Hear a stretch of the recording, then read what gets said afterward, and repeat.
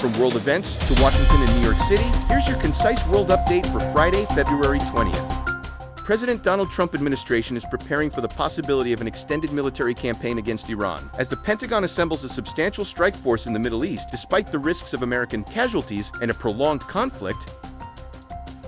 President Donald Trump on Thursday pledged a $10 billion U.S. contribution toward rebuilding Gaza as he convened the inaugural meeting of his newly formed Board of Peace. And that number is a very small number when you look at that compared to the cost of war. President Donald Trump has informed Congress that he is pursuing a civil nuclear agreement with Saudi Arabia that would not include long-standing U.S. non-proliferation safeguards designed to prevent the kingdom from developing nuclear weapons. Yoon Suk Yeol, the impeached former president of South Korea, was convicted of insurrection on Thursday and sentenced to life in prison for his failed attempt to impose martial law in 2024. The FBI is preparing to streamline the process for current employees seeking to become special agents, eliminating two long-standing vetting steps as the Bureau grapples with staffing shortages during President Donald Trump's administration. A federal arts panel on Thursday approved President Donald Trump's proposed White House ballroom, even as a federal judge weighs whether to pause the project, and outside critics argued that design is overly large. A Virginia judge on Thursday temporarily halted Democrats' planned April referendum to redraw the state's congressional map. The Department of Homeland Security committed more than $144 million to guns, ammunition, and other weapons during the first year of President Donald Trump's administration, marking what Senator Adam Schiff called a drastic increase in resources. The chairs of two key House committees are privately fuming over Speaker Mike Johnson's agreement to bring up a Senate-passed aviation safety bill for a vote.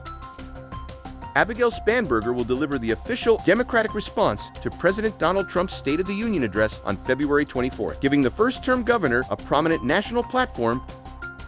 A leading Democrat in Maryland's state legislature is pushing back on House Minority Leader Hakeem Jeffries' effort to redraw the state's congressional map and unseat its only Republican member of Congress. President Donald Trump on Thursday accused former President Barack Obama of disclosing classified information after Obama joked on a podcast that aliens are real. A state appeals court ruled in favor of Democrats seeking to redraw the congressional district represented by Nicole Malliotakis, which includes Staten Island and parts of Brooklyn. Mayor Zoran Mamdani is preparing to appoint a deputy mayor for community safety as he moves to issue an executive order creating a new Department of Community Safety. A federal judge has dismissed a lawsuit brought by New York City's former interim police commissioner accusing former Mayor Eric Adams and senior aides of running the NYPD as a criminal enterprise. A 15-year-old has been charged with criminal trespass in connection with a dangerous stunt on the Queensboro Bridge earlier this week that left another teenager seriously injured.